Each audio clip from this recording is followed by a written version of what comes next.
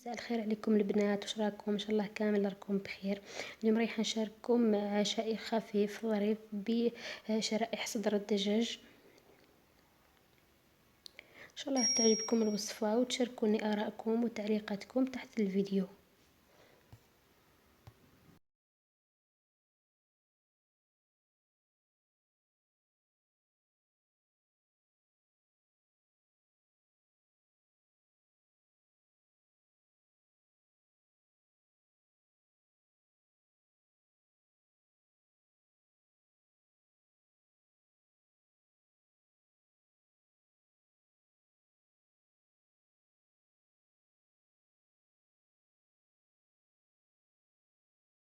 لتتبيل هذه الشرائح نحتاج شويه ملح، شويه عكري، شويه كمون، شويه راس الحانوت، شويه فلفل اسود، شويه كركم، شويه موتارد، وشويه طماطم مصبره.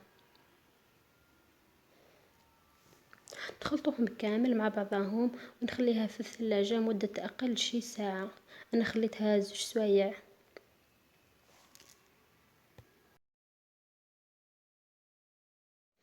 زيد لهم بطايا أورت بتي سويس وملعقات زيت الزيتون، ونخلطهم كامل مع بعضهم وندخلها للثلاجة على أطول مدة ممكنة. وكل ما تخليها وكل ما يزيد يطرى اللحم تاعنا وكل ما يكون بنين.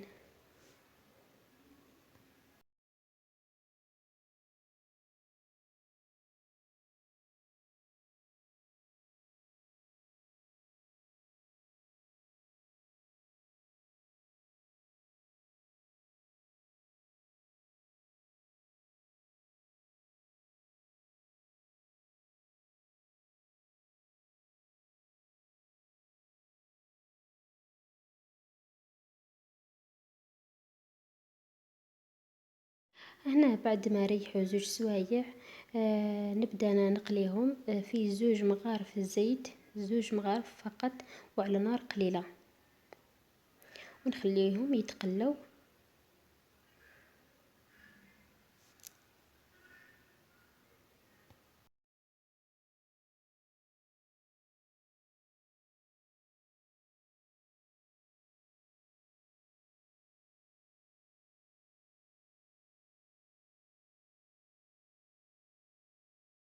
ومرة على مرة نحركوهم هكذا حتى يحمروا مليح ونحيهم.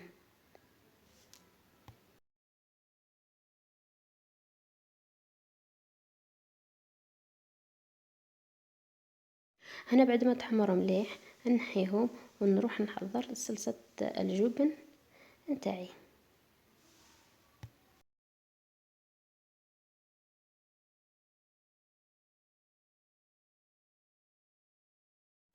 لتحضير صلصة الجبن اللي نرفقوها بشرائح الدجاج نديروا شوية حليب وشوية جبن ونخلطوهم مليح مع بعضهم.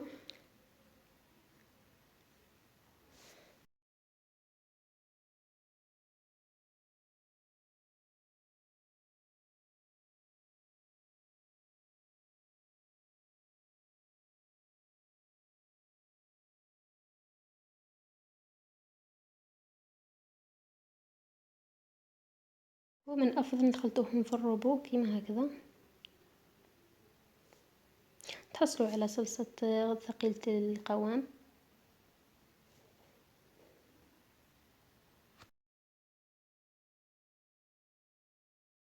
وعلى الزيت اللي قلينا فيها الشرائح نضيفوا الصلصة تاعنا وما تحتاجش نزيدو نتبلوها لانها اخذت التتبيله من الشرائح. نحركوها ومع الغليه الاولى نطفيو عليها.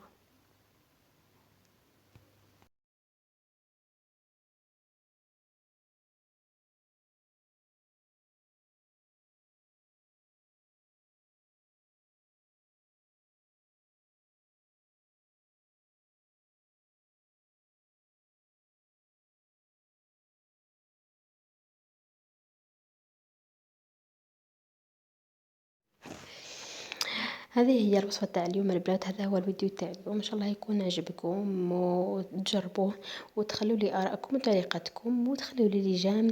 وحبيت نرحب بكل وحده جديده معايا اليوم، نقولها ان شاء الله تعجبك القناه ويعجبك وصفاتي، ونتلاقاو في فيديو واحد اخر ان شاء الله. الى اللقاء.